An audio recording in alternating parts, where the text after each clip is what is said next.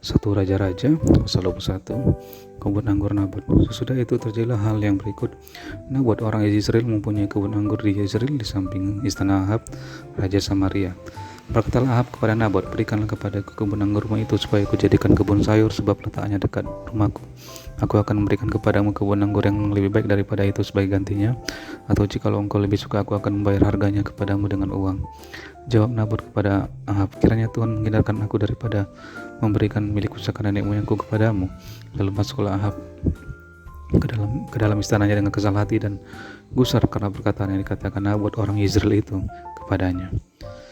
Tidak akan kuberikan kepadamu milik pusaka nenek moyangku. Maka berbaringlah ia di tempat tidurnya dan menelungkupkan mukanya dan tidak mau makan. Lalu datanglah Izabel istrinya dan berkata kepadanya, apa sebabnya hatimu kesal sehingga engkau tidak makan? Lalu jawabnya kepadanya, sebab aku telah berkata kepada Nabot orang Yezreel itu, berikanlah kepadaku kebun anggurmu dengan bayaran uang, atau jika engkau lebih suka, aku akan memberikan kebun anggur kepadamu sebagai gantinya. Tetapi sahutnya, tidak akan kuberikan kepadamu kebun anggurku itu.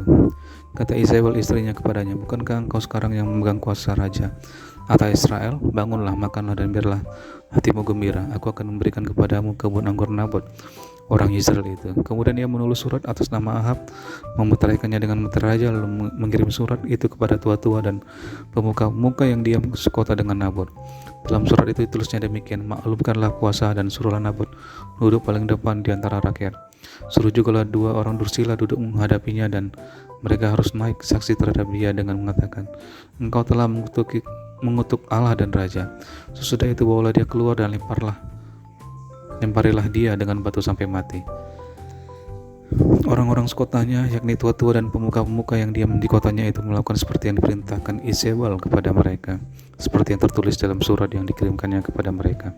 Mereka memaklumkan puasa dan menyuruh Nabot duduk paling depan di antara rakyat. Kemudian datanglah 2 orang, yakni orang-orang dursila itu, lalu duduk menghadapi Nabot.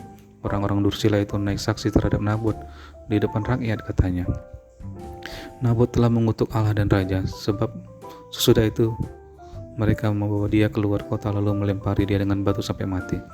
Setelah itu mereka menyuruh orang kepada Izabel mengatakan, Nabot sudah dilempari sampai mati.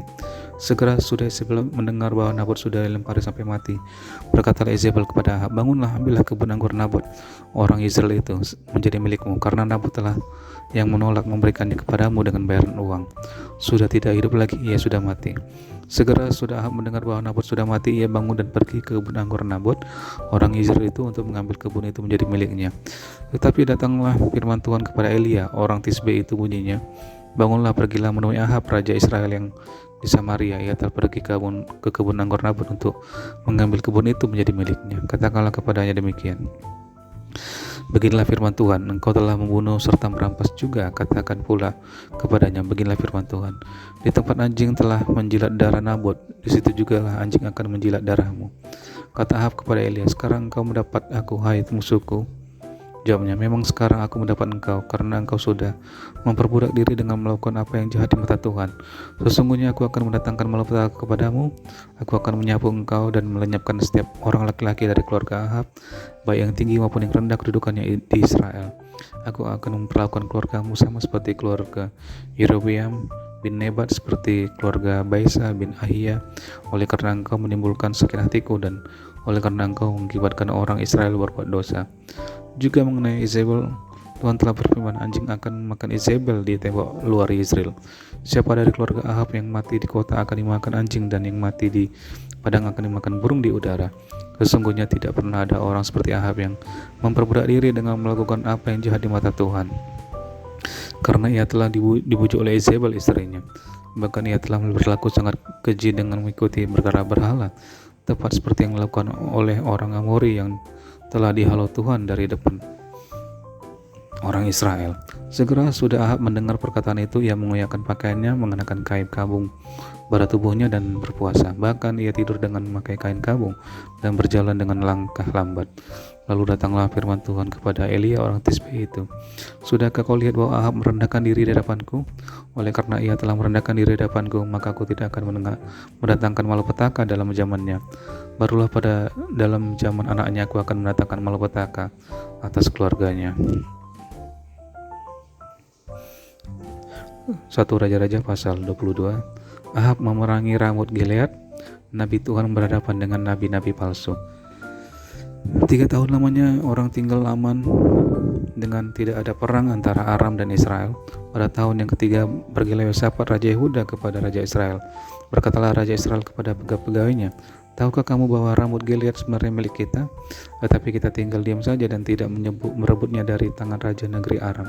Lalu katanya kepada Yosafat, maukah engkau pergi bersama-sama aku untuk memerangi Ramot Gilead? Jawab Yosafat kepada Raja Israel, kita sama-sama, aku dan kau, rakyatku dan rakyatmu, kudaku dan kudamu. Tapi Yosafat berkata kepada Raja Israel, baiklah, tanyakan dulu firman Tuhan.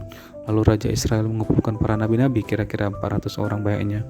Kemudian bertanyalah ia kepada mereka, apakah aku boleh pergi berperang melawan Ramot Gilead atau aku membatalkannya? Jawab mereka, majulah, Tuhan akan menyerahkannya ke dalam tangan raja. Tetapi Yosafat bertanya, adakah lagi di sini seorang nabi Tuhan supaya dengan perantaranya kita dapat meminta petunjuk? Jawab Raja Israel kepada Yosafat, masih ada seorang lagi yang dengan perantaranya dapat diminta petunjuk Tuhan. Tetapi aku benci dia sebab tidak pernah ia menubuatkan yang baik tentang aku, melainkan malapetaka. Orang itu ialah Mika bin Imla. Kata Yosafat, janganlah raja berkata demikian. Kemudian Raja Israel memanggil seorang pegawai istana, katanya, jemputlah Mika bin Imla dengan segera. Sementara Raja Israel dan Yosafat Raja Yehuda duduk masing-masing di atas tatanya dengan pakaian kebesaran di suatu tempat pengirikan di depan pintu gerbang Samaria, sedang semua nabi itu bernubuat di depan mereka. Maka Sedekia bin Kenaana membuat tanduk-tanduk besi lalu berkata, beginilah firman Tuhan, dengan ini engkau akan menanduk Aram sampai engkau menghabiskan mereka. Juga semua nabi itu bernubuat demikian, katanya, majulah ke Ramot Gilead dan kau akan beruntung, Tuhan akan menyerahkannya ke dalam tangan raja. Suruhan yang pergi memanggil Mika itu berkata kepadanya, ketahuilah nabi-nabi itu sudah sepakat meramalkan yang baik bagi raja, hendaklah engkau juga berbicara seperti salah seorang daripada mereka dan meramalkan yang baik. Tetapi Mika menjawab, demi Tuhan yang hidup, sesungguhnya apa yang difirmankan Tuhan kepadaku, itulah yang akan kukatakan. Setelah ia sampai kepada raja, bertanyalah raja kepadanya, Mika, apakah kami boleh pergi berperang melawan Ramot Gilead atau kami membatalkannya? Jawabnya kepadanya, majulah dan kau akan beruntung, sebab Tuhan akan menyerahkannya ke dalam tangan raja. Tetapi raja berkata kepadanya, sampai berapa kali aku menyuruh engkau bersumpah, supaya engkau mengatakan kepadaku tidak lain dari kebenaran demi nama Tuhan? Lalu jawabnya, telah kulihat seluruh Israel bercerai-berai di gunung-gunung seperti domba-domba yang tidak mempunyai gembala. Sebab itu Tuhan berfirman, mereka ini tidak punya Tuhan. Baiklah, masing-masing pulang ke rumahnya dengan selamat. Kemudian Raja Israel berkata kepada Yosafat, bukankah telah kukatakan kepadamu, tidak pernah ia menubuatkan yang baik tentang aku, melainkan hanya malapetaka? Kata Mika, sebab itu dengarkanlah firman Tuhan, aku telah melihat Tuhan sedang duduk di atas tatanya dan segenap tentara surga berdiri di dekatnya, di sebelah kanannya dan di sebelah kirinya. Dan Tuhan berfirman, siapakah yang akan membujuk Ahab untuk maju berperang supaya ia tewas di Ramot Gilead? Maka yang seorang berkata begini, yang lain berkata begitu. Kemudian tampillah suatu roh lalu berdiri di hadapan Tuhan. Ia berkata, aku ini akan membujuknya. Tuhan bertanya kepadanya, dengan apa? Jawabnya, aku akan keluar dan menjadi roh dusta dalam mulut semua nabinya. Ia berfirman, biarlah engkau membujuknya dan engkau akan berhasil pula. Keluarlah dan perbuatlah demikian. Karena itu sesungguhnya Tuhan telah menaruh roh dusta ke dalam mulut semua nabimu ini, sebab Tuhan telah menetapkan untuk menimpakan malapetaka kepadamu. Sesudah itu tampillah Zedekia bin Kenaana. Ditamparnyalah pipi Mika serta berkata, mana boleh roh Tuhan pindah daripadaku untuk berbicara kepadamu? Tetapi Mika menjawab, sesungguhnya engkau akan melihatnya pada hari engkau lari dari suatu kamar yang lain untuk menyembunyikan diri. Berkatalah Raja Israel, tangkaplah Mika, bawa dia kembali kepada Amon, menguasai kota, dan kepada Yoas anak raja. Dan katakan, bagilah titah raja, masukkan orang ini dalam penjara dan beri dia makan roti dan minum air serba sedikit sampai aku pulang dengan selamat. Tetapi jawab Mika, jika benar-benar engkau pulang dengan selamat, tentulah Tuhan tidak berfirman dengan perantaranku. Lalu sambungnya, dengarlah hai bangsa-bangsa sekalian. Sudah itu majulah Raja Israel dengan Yosafat Raja Yehuda ke Ramot Gilead. Raja Israel berkata kepada Yosafat, aku akan menyamar dan masuk pertempuran, tetapi engkau pakailah pakaian kebesaranmu, lalu menyamarlah raja Israel, kemudian masuk ke pertempuran. Adapun raja negeri Aram telah memberi perintah kepada para panglima pasukan keretanya, 32 orang banyaknya. Demikian, janganlah kamu berperang melawan sembarang orang, melainkan melawan raja Israel saja. Segera sudah para panglima pasukan kereta itu melihat Yosafat.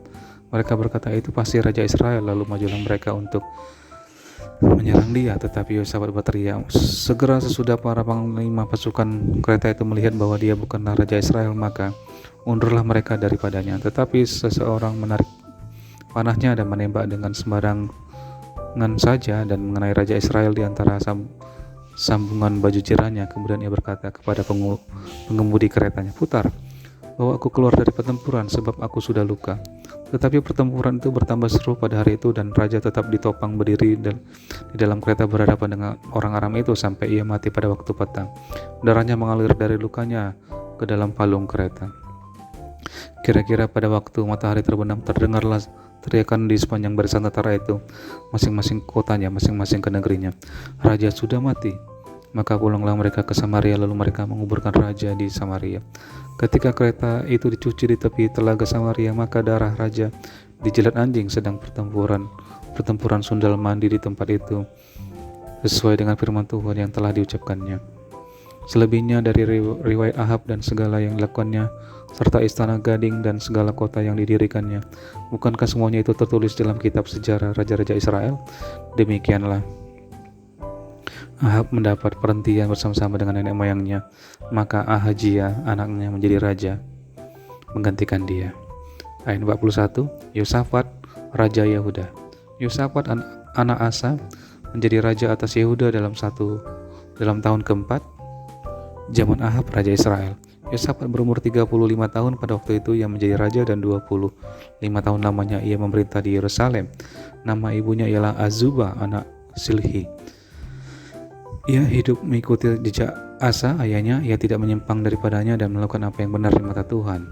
Hanya bukit-bukit pengorbanan tidak dijauhkan. Orang masih mempersembahkan dan membakar korban di bukit-bukit itu. Dan Yosafat hidup dalam damai dengan raja Israel. Selebihnya dari riwayat Yosafat dan kepahlawanan yang dilakukannya dan bagaimana ia berperang, bukankah semuanya itu tertulis dalam kitab sejarah raja-raja Yehuda?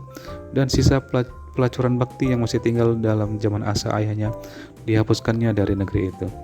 Tidak ada raja di Edom, karena itu mereka yang menjadi raja ialah seorang kepala daerah. Yosafat membuat kapal-kapal Tarsis untuk pergi ke Ofir mengambil emas, tetapi kapal-kapal itu tidak jadi pergi ke sana, sebab kapal-kapal itu pecah di Ezion Geber. Pada waktu itu Ahazia anak Ahab berkata kepada Yosafat, baiklah anak buahku pergi bersama-sama anak buahmu dengan kapal itu. Tetapi Yosafat tidak mau. Kemudian Yosafat mendapat perhentian bersama-sama dengan nenek moyangnya, dan ia dikuburkan di samping nenek moyangnya di kota Daud, bapa leluhurnya. Maka Yoram anaknya menjadi raja menggantikan dia. Ayat 51, Ahazia raja Israel. Ahazia anak Ahab menjadi raja atas Israel di Samaria dalam tahun ke-17 zaman Yosafat raja Yehuda, dan ia memerintah atas Israel 2 tahun lamanya. Ia melakukan apa yang jahat di mata Tuhan dan hidup menurut kelakuan ayahnya dan ibunya dan Yerobeam bin Nebat yang telah mengakibatkan orang Israel berdosa. Ia beribadah kepada Baal dan sujud menyembah kepadanya, dan dengan demikian ia menimbulkan sakit hati Tuhan Allah Israel, tepat seperti yang dilakukan ayahnya.